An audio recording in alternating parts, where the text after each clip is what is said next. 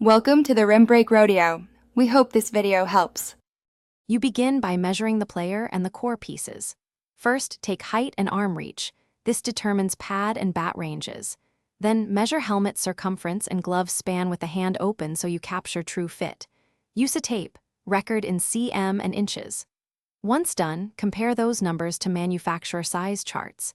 Make sure to note any mobility limits. If the player bends less than usual, add extra. Now you inspect each item in detail and test real motions. Grip the bat.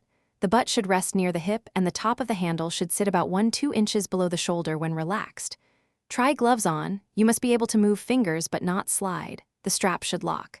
Put the helmet on. Check that you can see clearly and a single finger fits between brow and liner.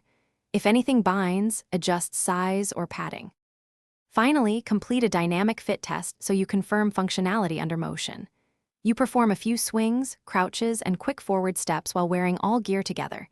This reveals rubbing, lift, or slipping that static checks miss. Watch how pads align with knees and shins during movement and ensure the helmet stays in position. If something fails, tighten straps, add thin foam inserts, or swap to the next size. One troubleshooting tip: if shoulders feel restricted, try slim.